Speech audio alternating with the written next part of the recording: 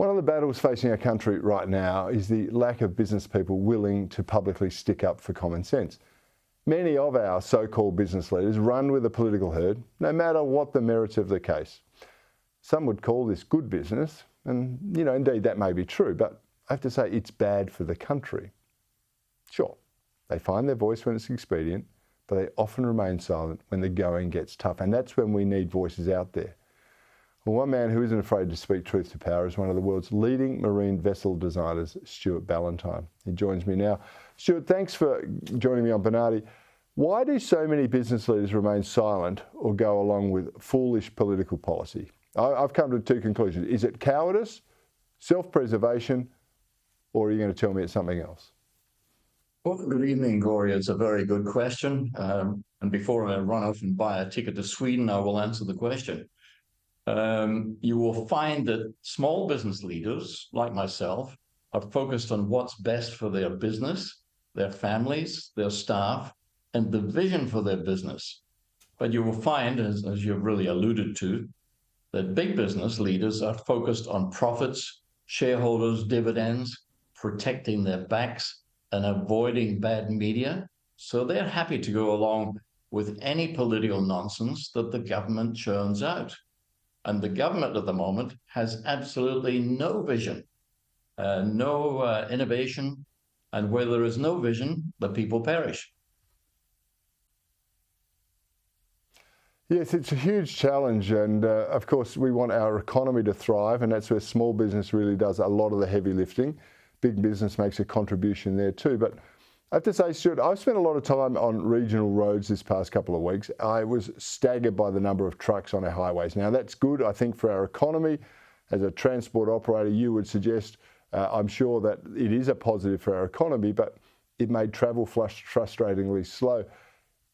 I think there's a better way. I've been reading some of your work. You think there's a better way. Tell us about it. Well, really, we should be following the European Motorways of the Sea option. And the Motorways of the Sea, about 15, 20 years ago, they subsidized coastal shipping, coastal roll-on, roll-off shipping, to take the trucks off the road. They figured that the trucks were the culprit in terms of the road deaths, road accidents, road pollution, road maintenance. So they said, if we get the trucks off the road, we'll be ahead of the game.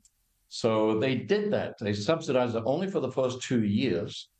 And by the end of the first 2 years, they had taken 60% of the coastal truck traffic off the roads, and they had reduced those costs accordingly. Now, what's happening here in Australia, we have exactly the same. We kill 1,300 people a year on the roads, mainly the coastal roads. We seriously injure 18,000 a year. And that's a higher cost to the community because you're pushing people around in wheelchairs for years. Road pollution, road maintenance, and all of those costs, according to the Australian Bureau of Statistics, is 50 billion a year. Now, if we copied the model that the Europeans did, the Motorways of the Sea, let's call it OSMOS, we should be able to reduce those numbers accordingly. And if there was a policy, for instance, that we could reduce the deaths by 650 a year, or we could reduce the serious accidents by 9,000 a year, and reduce the road maintenance, road emissions, and the congestion that everyone hates, you are then 25 billion ahead of the 50 billion costs that these costs are presently happening, because we are refusing to engage in this policy. And instead of engaging in this policy, we're focused on pretty weird policies like getting another bureaucracy for the Aboriginals and importing lots of Chinese-made panels to help the Chinese economy. So I think we've lost the plot. Yeah, I think many would agree with you, and in fact the polls show that this whole voice bureaucracy thing should be a very, very low priority for the government. And what should be a priority, of course, is the cost of living, and most notably the cost of electricity from many people's point of view. You've historically been a supporter of nuclear power, and I have to say that it looks like there's going to be a nuclear political battle at the next election.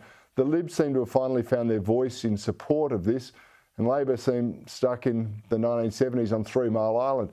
Why do you think nuclear power is important for Australia? I think nuclear power is very important for Australia.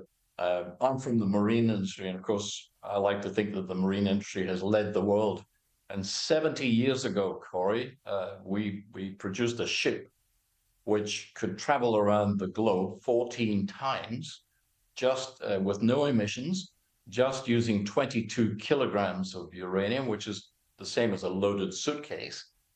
And that was a gargantuan leap from what previous ships were able to do. So, and what has happened since then, and compliments of a lot of very sensible companies, we've made the nuclear propulsion units and the reactors far more safe. Some of them are not even water cooled. They're becoming more compact, and they are actually much cheaper. So in terms of the shipping industry, the vessels that are behind me in these posters, we're looking at nuclear powering for them, so they will not run for 8 to 10 years without refueling. And with no emissions, it just makes so much sense. And this, we as a country, we have to go ahead. I don't know, Stuart, how that we're having I don't know how the Labor government expect to sell on the 4th, and we will be having an ANA conference on the 6th of October. So.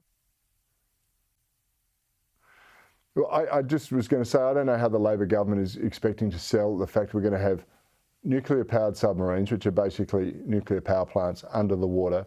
We're going to have to dispose of that nuclear waste, but we're not allowed to have nuclear-generated power in this country, or as you say, nuclear ships above the ground. It just seems completely inconsistent.